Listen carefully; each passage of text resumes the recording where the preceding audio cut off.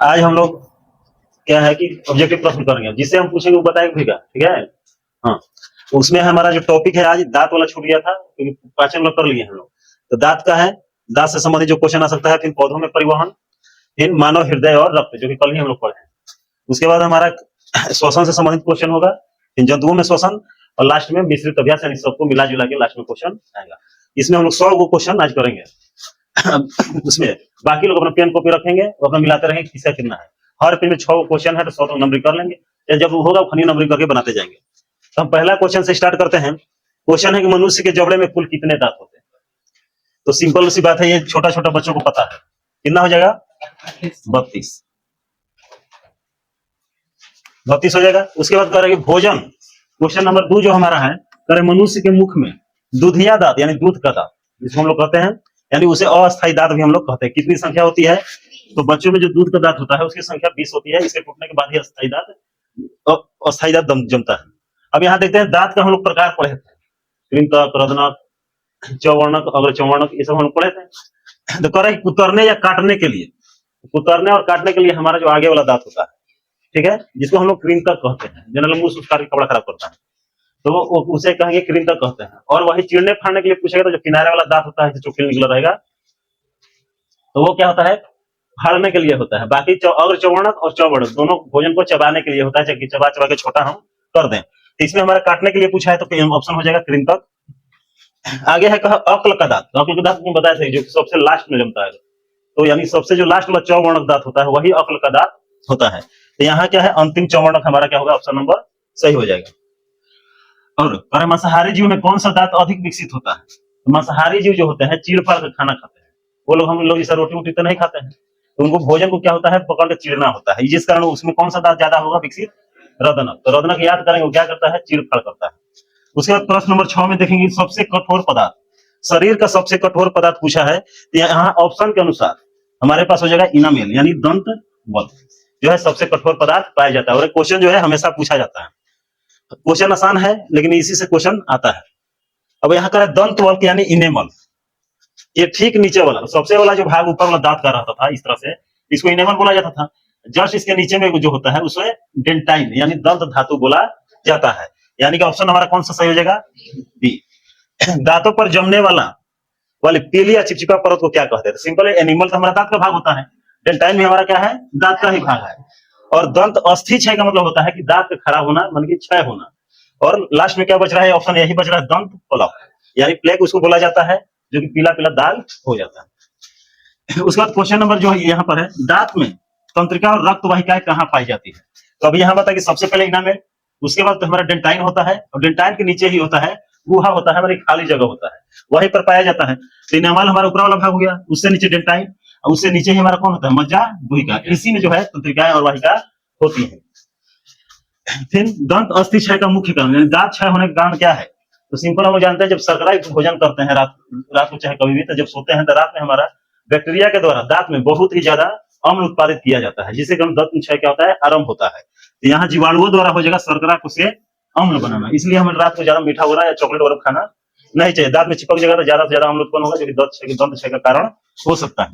फिर ऑक्सीजन की उपस्थिति में होने वाला श्वसन क्या कहलाता है? तो ऑक्सीजन की अनुपस्थिति में बोल रहा है, तो ऑक्सीजन की अच्छा उपस्थिति क्वेश्चन है, तो उपस्थिति में होता वायवीय, अनुपस्थिति में हो जाएगा तो अवायवीय। ये हमारा क्वेश्चन यहाँ तो खत्म होता है। फिर लास्ट में है श्वसन के दौरान ऊर्जा किस रूप में प्राप्त होता है? तो यहाँ सिंपल है एटीपी, इसका फुल फॉर्म होता है एडिनोसिन ट्राइफॉस्फेट, इसका फुल फॉर्म भी पूछा जाता है। बाकी श्वसन के दौरान ये सब जो है CO2 क्या है? उत्पाद रूप में ये सब भी बनता है, लेकिन ऊर्जा का कुल जिक्र किया गया है, इसलिए हम बोलेंगे एटीपी। उसके बाद इसमें के सारा क्वेश्चन हम कर लिए। अब अगला में आते हैं।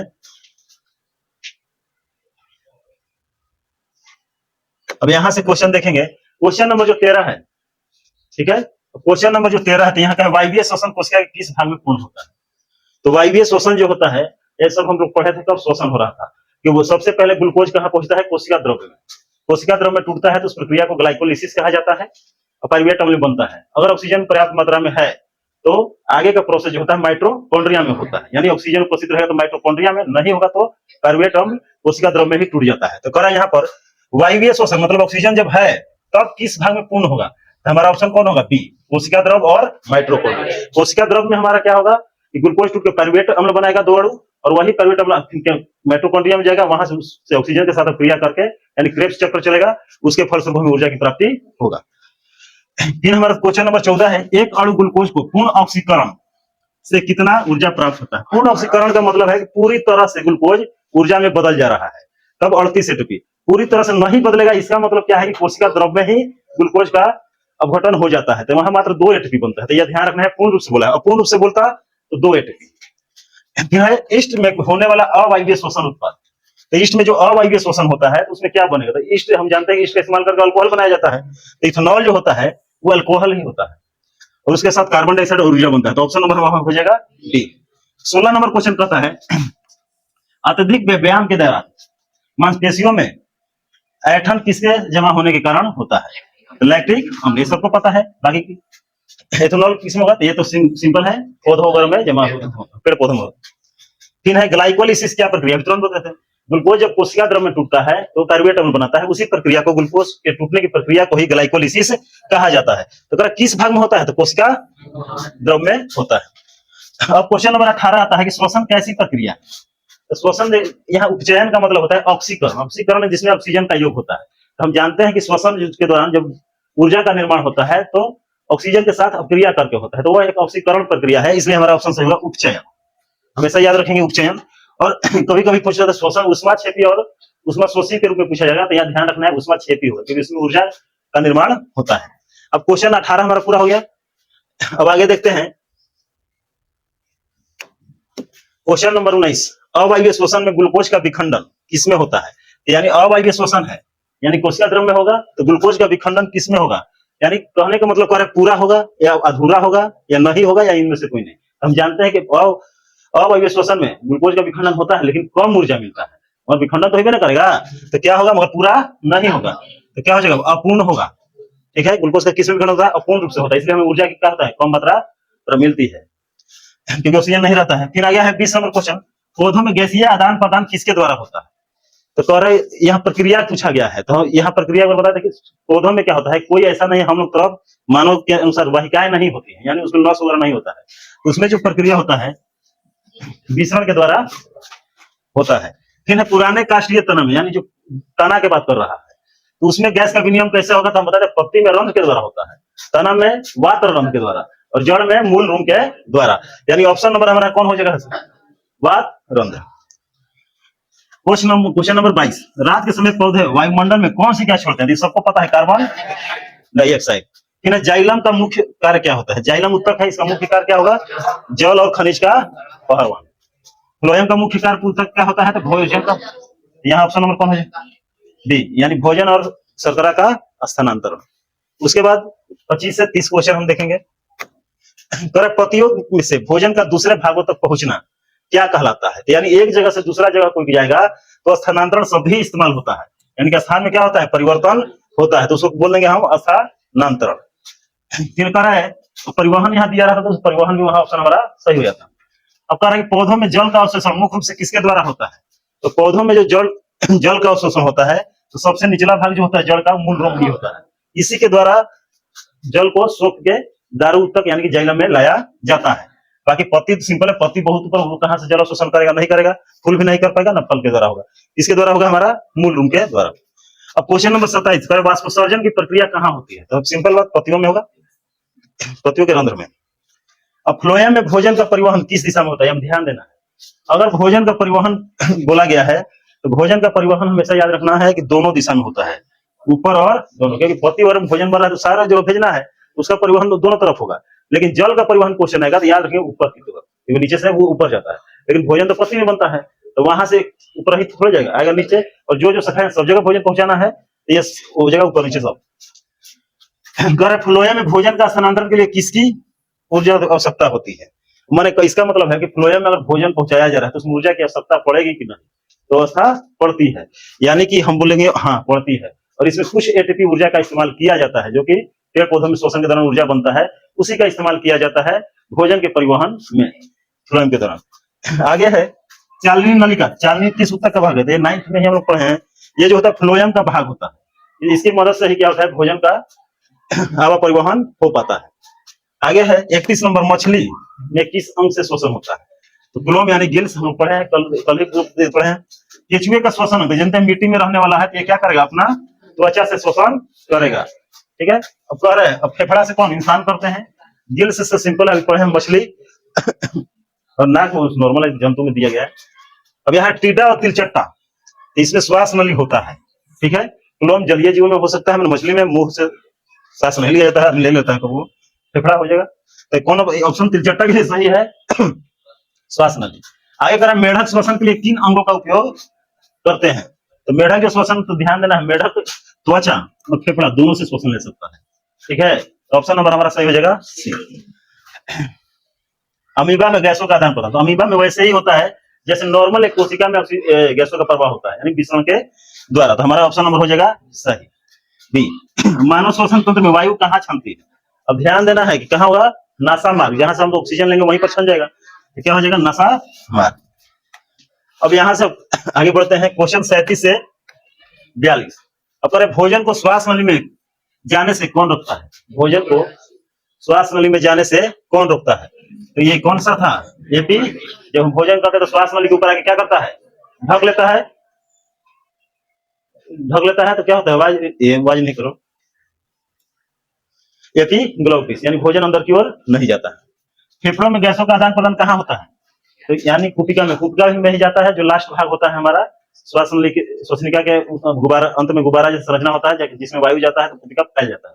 अब फूलना, तो उसके आसपास क्या होता है, बहुत सारे रक्त वाहिकाएं होती हैं जो कुपिका से ऑक्सीजन ले लेती हैं और कार्बन डाइऑक्साइड जो पूरे शरीर से ले आई होती हैं उसको कुपिका को दे देती है, फिर उसको हम सांस के द्वारा छोड़ देते हैं। यानी गैसों का जो आदान प्रदान होगा कुपिका में होगा, काफी ज्यादा इंपॉर्टेंट होता है। बीमारी वगैरह में कुपिका अगर सही से नहीं फूल रहा है तो सिंपल है कि सांस लेने में प्रॉब्लम वगैरह हो सकता है, यानी ऑक्सीजन पर्याप्त मात्रा में नहीं सप्लाई होगा। अब कह रहा है कि श्वास नली के छल्ले, यानी श्वास नली जो ऐसे था, अब इसमें क्या था, इस तरह का रिंग बना हुआ था। इसके बारे में हम बताते थे, अगर रिंग नहीं होगा तो हो सकता है श्वास नली आपस में चिपक जाए, और चिपक जाए तो हो सकता है कि हमें सांस लेने का, चिपक जाए तो हो सकता है हमें स्वर्ग सीधा जाएगा, ठीक है। तो क्या लग रहा था वहां पर, उपास थी। अब फेफड़े में किस झिल्ली के द्वारा ढका होता है?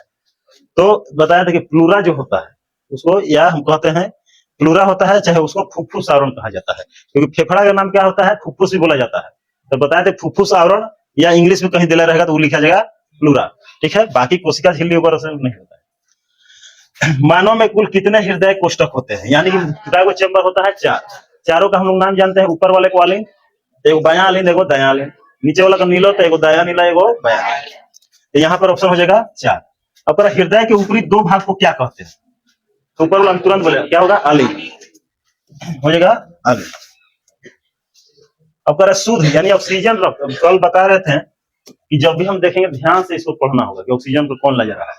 तो क्वेश्चन है कि ऑक्सीजन यानी शुद्ध रक्त फेफड़ों से हृदय में, फेफड़ा से हृदय में, तो पहले तो फेफड़ा से रहा, आगे फुफ्फुस लग जाएगा, और बाहर से कोई अगर वाहिका हृदय में आती है तो उसे सीरा कहते हैं, और हृदय से बाहर जाती है तो धमनी। तो फेफड़ा से हृदय में आ रही है तो सीरा कहलाएगा, यानी फुफ्फुस सीरा। अच्छा, अलिंद की पूछा है तो यानी कि वाहिका पूछता तो फुफ्फुस सीरा हो जाता। लेकिन यहाँ पूछ रहा है कि ऑक्सीजन युक्त रक्त फेफड़ों से किस में आता है, आने के लिए पूछा है, तो नॉर्मल है, फुफ्फुस सीरा क्या होगा, बायां ऊपर वाला अलिंद में आता है, बायां अलिंद हो जाएगा। हृदय से रक्त को पूरे शरीर में पंप कहां से किया जाता है? तो दायां अलिंद में, बायां अलिंद में आता है, फिर नीचे जाएगा बायां नीला में, वहीं से जोर से क्या होता है, पंप किया जाता है। तो शुद्ध रक्त आने का पूछा जाएगा तो बायां अलिंद, और शुद्ध रक्त भेजने के लिए पूछा जाएगा तो बायां नीला। अब कह रहा है किस रक्त वाहिका में हमेशा अशुद्ध रक्त बनता है? किस रक्त वाहिका में हमेशा क्या होता है, ये अशुद्ध रक्त बनता है? तो सिंपल है, तो जो भी अशुद्ध रक्त बनता है मतलब कहाँ जमा होता है, अच्छा सीरा में दिया है ना, तो यहाँ तो है अपवाद छोड़कर, तो अपवाद एक ही होता है फुफ्फुस सीरा जिसमें शुद्ध रक्त होता है, उसके अलावा बाकी सारे सीरा में क्या होता है, अशुद्ध रक्त ही होता है। तो हमारा ऑप्शन नंबर क्या हो जाएगा, सीरा हो जाएगा, ठीक है। याद रखना है सीरा में जो फुफ्फुस सीरा होता है उसमें शुद्ध रक्त होता है, मात्र वो अपवाद है, यहाँ लिख दिया गया इसलिए अपवाद छोड़ दीजिए, ठीक है। अब आगे है कि कौन सी धमनी अशुद्ध रक्त ले जाती है? धमनी का बात कर रहा है, धमनी की बात कर रहा है, तो कौन अशुद्ध रक्त ले जाएगा, यानी हृदय से कौन जाता है, तो यानी कि हमारे दायां अलिंद में क्या होता है, अशुद्ध रक्त आता है, ये नीचे जाएगा तो दायां अलिंद से पंप होता है, तब हृदय से कोई जा रहा है ना, तो धमनी ही कहलाएगा। और तो वो हमारा ऑप्शन हो जाएगा। अब यहाँ से कहाँ जा रहा है, फेफड़ा में जा रहा है तो फुफ्फुस धमनी। हमारा कौन सा आंसर हो जाएगा? ऑप्शन नंबर बी, फुफ्फुस धमनी। अब कह रहे बायां अलिंद और बायां निलय के बीच कौन सा बल्ब होता है? तो बताए थे इधर वाला को बाइकस्फीड, इधर वाला को ट्राइकस्फीड, यानी इसे द्विक, इधर त्रि। तो बायां पूछा है तो बायां में क्या होगा? द्विक फर्दी यानी बाइकस्फीड, और दायां वाला में ट्राई होता है। मनुष्य के समान रक्तचाप का प्रेशर क्या है? तो ये सबको बताए थे 120/80। ये संकुचन का होता है, नीचे वाला शीतलन का होता है, और इंग्लिश में इसको सिस्टोलिक और डायस्टोलिक बोला जाता है। अब यहाँ पर हम क्वेश्चन देखेंगे आगे की ओर। रक्तचाप मापने वाला यंत्र मैंने तो ये हम लोग देख चुके थे, क्या होता है? स्पिग्नोमीटर। इससे क्या होता है? रक्तचाप मापा जाता है। बाकी ये तो डॉक्टर वाला लेता है, डॉक्टर लोग इस्तेमाल करता है गति वगैरह मापने के लिए। थर्मामीटर टेम्परेचर, बैरोमीटर से दाब मापा जाता है। अब करें हीमोग्लोबिन की सबसे अधिक आत्मीयता किस गैस के प्रति है? तो हम सिंपल से जानते हैं क्या होता है? कार्बन मोनोऑक्साइड हो जाएगा, ठीक है। अब करें रक्त का रंगहीन द्रव भाग जो ऊतकों से छन कर क्या आता है, क्या कहलाता है? तो पहले बता जब क्या होता है, जब केशिकाएं जाती हैं तो उससे सभी रक्त के भाग आरबीसी छोड़ के बाहर आ जाते हैं, यानी छन के बाहर आ जाते हैं, उसे क्या बोला जाता है? लसिका। लसिका कहते हैं, ठीक है। अब यहाँ लसिका का मुख्य कार्य क्या है? लसिका का मुख्य कार्य क्या है? यहाँ पर ऑक्सीजन यहाँ पर है, ये ऑप्शन हमारा था, ये लोग पहले जिक्र किए हैं, क्या है जी? वसा का परिवहन और प्रतिरक्षा। अब कह रहे हैं कि दोहरा परिसंचरण किसमें पाया जाता है? दोहरा परिसंचरण की बात किया है तो पहले हम लोग पढ़ा क्या होगा जी? मनुष्य में।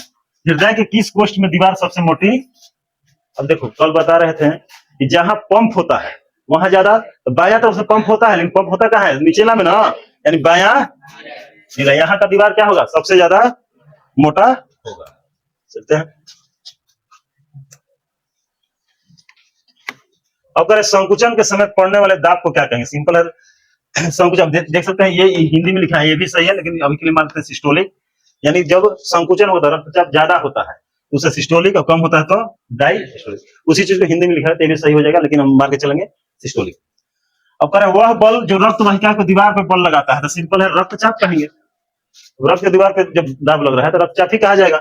अब हीमोग्लोबिन कहाँ पाया जाता था? आरबीसी में पाया जाता है, यही तो ऑक्सीजन को अपने घुला के ले जाता है, ठीक है।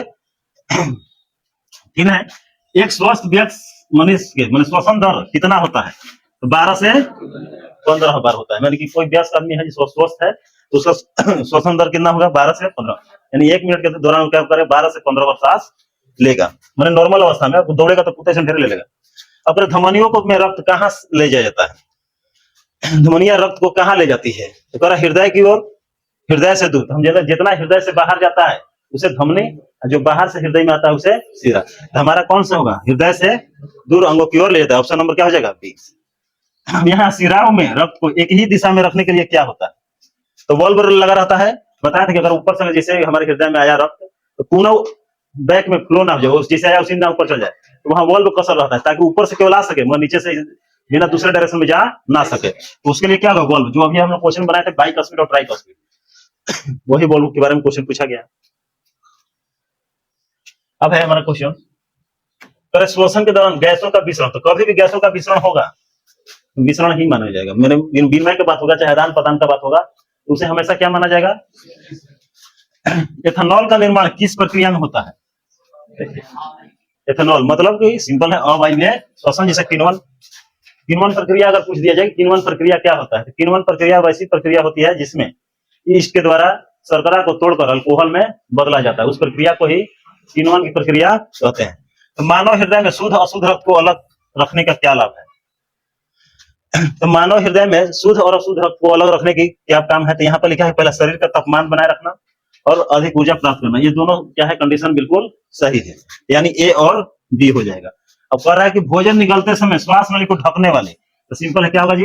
एपिग्लोटिक्स, यानी यही जो होता है भोजन और श्वास नली के रास्ता को मेंटेन करके रखता है। भोजन करेंगे तो आहार नली में जाएगा, श्वास लेंगे तो श्वास नली में। अब कह रहा है लार में कौन सा एंजाइम होता है? तो सिंपल है पेप्सिन हमारा कहाँ निकलता है? माशय में। ट्रिप्सिन निकलता है अग्न्याशय से। उसके बाद लाइपेज है, तो ये भी हमारा निकलता है अग्न्याशय से। तो कौन बच गया? टाइलिन, यानी ये क्या है? एक लार एंजाइम है। अब टाइलिन एमाइलेज दोनों का मतलब एक है, दोनों एक चीज को बोला जाता है। अगर मछली में कितने हृदय कोष्ठक होते थे? याद रखना है, मछली में 2 हृदय कोष्ठक होते हैं। ऑप्शन नंबर है सी। मनुष्य में होते हैं 4। आगे है क्वेश्चन एटीपी का पूर्ण रूप। तो अभी तुरंत बताया था एडिनोसिन ट्राइफॉस्फेट हो जाएगा, यानी हमारा ऑप्शन नंबर पहला। करें ग्लूकोज का पाइरुवेट में बदलना क्या होता है, यानी कि ग्लूकोज का टूट टूट के पाइरुवेट बदल रहा है, तो उसको हम जानते हैं ग्लाइकोलाइसिस। और कहाँ होता है, कोशिका द्रव में। क्रेब्स चक्र जो होता है माइटोकॉन्ड्रिया में चलता है, ऑक्सीजन की उपस्थिति में जब पाइरुवेट अणु टूटता है तब। वाष्पोत्सर्जन पत्ती में होता है, यानी इसमें जल का निकासी होता है। अगला है किण्वन। किण्वन में हम जान गए कि इसके द्वारा शर्करा को एथेनॉल में बदलने की प्रक्रिया को ही किण्वन कहा जाता है। अब करें श्वसन के दौरान डायफ्राम गति कहाँ करता है, ध्यान देना है यहाँ पर, क्वेश्चन इंपॉर्टेंट है। पर डायफ्राम गति कहाँ करता है, तो ध्यान रखेंगे जो हमारा फेफड़ा होता है और नीचे में हमारा सब जगह होता है, तो निचले हिस्से में क्या होता है, डायफ्राम होता है। और वहीं पर वो क्या करता है, सिकुड़ता है फैलता है, सिकुड़ता है फैलता है, यानी फेफड़ा कहाँ होता है, नीचे होता है। तो यानी हम लिख देंगे नीचे, ऑप्शन नंबर हो जाएगा बी। सबसे पतली रक्त वाहिकाएं कौन सी है, तो ये पता है कि सबसे पहले महाधमनी, फिर धमनी, फिर छोटा धमनी, उसके बाद केशिका। तो ये क्या होता है, बिल्कुल बाल जैसी संरचना होती है जो कि शरीर के सभी कोशिकाओं तक फैली रहती है, और इन्हीं से भोजन पदार्थ क्या होता है, निकल निकल कर कोशिकाओं को मिलता है, और यही वहां से अपशिष्ट पदार्थ को ग्रहण करती है। तो केशिका जो हमारा ऑप्शन नंबर ए सी सही हो जाएगा। आगे करें, हृदय की धड़कन को सुनने के लिए किस यंत्र का उपयोग किया जाता है। एक शुरू में बोले थे डॉक्टर वाला स्टेथोस्कोप, बाकी ईसीजी स्पेक्ट्रोमीटर रक्तदाब को मापता है, ये हृदय की गति के लिए है, और थर्मामीटर तापमान के लिए। रक्त का थक्का जमाने में कौन सहायक है, तो हम जानते हैं प्लेटलेट्स। प्लेटलेट्स अगर कम हो जाएगा तो हमारे शरीर में क्या होगा, अगर कहीं कट छट गया तो रक्त को जमने में समय लगेगा, लेकिन उसके बिना नहीं जम पाएगा। आगे मनुष्यों में भोजन चबाने के लिए मुख्य कार्य कौन करता है, तो हम जानते हैं कृंतक काटने के लिए, ठीक है। रजनक किसके लिए होता है, फाड़ने के लिए, ये भी सही नहीं है, तो कौन सा होगा, चवर्णक। और ये हमारा ऑप्शन नंबर सी है, जीभ है भोजन को उलटने पलटने के लिए। दंत वल्क यानी इनामेल सबसे ऊपरी परत, क्षरण किसके कारण होता है, तो अम्लीय प्रभाव, जो कि शर्करा के भोजन खाने के बाद जीवाणुओं द्वारा शर्करा को अम्ल में बदल दिया जाता है। ऑक्सीजन का परिवहन रक्त में किसके द्वारा होता है, ऑक्सीजन का परिवहन जो रक्त में है सिंपल है, किसके द्वारा होगा, ये ऑक्सीजन से क्या होता है, इसको घुला लेता है। तो कोशिका का ऊर्जा ग्रह, ये तो हम 9 से जानते हैं, कौन सा कहलाता है, माइटोकॉन्ड्रिया। श्वसन प्रक्रिया में अंतिम उत्पाद क्या है, माने श्वसन प्रक्रिया उससे क्या क्या बनता है, तो कहे ग्लूकोज, तो ग्लूकोज तो बनेगा नहीं, क्योंकि ग्लूकोज तो टूटता है। अगला है CO2 जल और ऊर्जा, तो यही ऑप्शन बी हमारा क्या होगा, केवल न जल बनता है और एथेनॉल बनेगा तो अवायवीय श्वसन वह जल पौधों में होगा तब, यानी ऑप्शन कौन होगा, CO2 जल और ऊर्जा। पौधों में भोजन का संचरण किस रूप में होता है, संचरण मैंने है कि जमा, यानी स्टार्च या स्टार्च को ही बोला जाता है मंड, यानी ऑप्शन नंबर बी सही हो जाएगा। इसके बाद है 79 से 84 हमारा क्वेश्चन, तो कह रहा है किस जीव में श्वसन के लिए फेफड़ा नहीं होता है, किस जीव में श्वसन के लिए फेफड़ा नहीं होगा, मछली में कोई फेफड़ा नहीं होता, इसमें गिल्स होता है। बाकी ये सब क्या है, धरती पे रहने वाले हैं, ठीक है, यानी कि स्थल पे रहने वाले हैं, तो सब में फेफड़ा होता है। हृदय की वजन लगभग कितना है, 250 से 350 ग्राम। करे धमनी की दीवार कैसी होती है, तो धमनी जो है उसका दीवार मोटा लचीला होगा, तो कौन ऑप्शन हो जाएगा, कारण ये है क्योंकि इसमें रक्त जो है ज्यादा प्रेशर से बढ़ता है, इसलिए दीवार को मोटा रहना पड़ेगा और लचीला। तो जो कह रहा है कि सिराएं जो है रक्त को किस ओर ले जाती है, तो सिराएं बाहर से हृदय की ओर ले जाता है, क्या ऑप्शन है, फेफड़ा की ओर, तो फेफड़ा की ओर तो ले नहीं जाएगा, कहाँ है, हृदय की ओर। तो सिंपल है, अगर बाहर के शरीर के अंगों से होते हुए अगर कोई वाहिका हमारे हृदय में आ रहा है तो उसको सिरा कहते हैं, तो हमारा ऑप्शन हो जाएगा ऑप्शन नंबर बी। अवायवीय श्वसन की कितनी ऊर्जा मुक्त होती है, अवायवीय श्वसन बोला है, तो अवायवीय में होता है 2 ATP, यानी बहुत कम। अगर यही वायु बोलता तो क्या हो जाता, 38। अपना दंत शूल कब होता है, दंत शूल का मतलब होता है कि जैसे दांत वगैरह क्या होता है पूरी तरह से सड़ जाता है, कोई चीज हम खाते हैं चाहे कोई चीज इतना छेद हो जाता है, कोई चीज सीधे हमारा क्या होता है, रुधिर वाहिकाएं और तंत्रिका होती है, वहां तक जैसे पहुंचता है तो हमें बहुत दर्द होने लगता है, उस कंडीशन को ही बोला जाता है दंत शूल, यानी कांटा जैसा चुभन लगता है। तो कह रहा है कि यह कब होता है, तो सिंपल है जब पूरी तरह से इनामेल डेंटाइन सब क्षतिग्रस्त हो जाएगा तब जाके ये घटना होगा। तो कह रहा है कि जब अम्ल इनामेल को नष्ट कर दे और तंत्रिका सिरा तक पहुंच जाए, यानी ऑप्शन नंबर क्या है यही सही हो जाएगा, यानी ऊपर वाला परत नष्ट हो जाएगा और जो भी हमारा क्या है अम्ल सीधे हमारा तंत्रिका और जो गुहा होता है अंदर खाली जगह दांत के वहां पहुंच जाएगा, सीधे तंत्रिका तंत्र कांटेक्ट होगा और तंत्रिका तंत्र कांटेक्ट तो हमको क्या दर्द का अनुभव होगा, तो वहां से ब्लड वगैरह भी आने लगता है क्योंकि रक्त वाहिका है वहीं पर होती है। अब आगे है क्वेश्चन नंबर 85 से 90।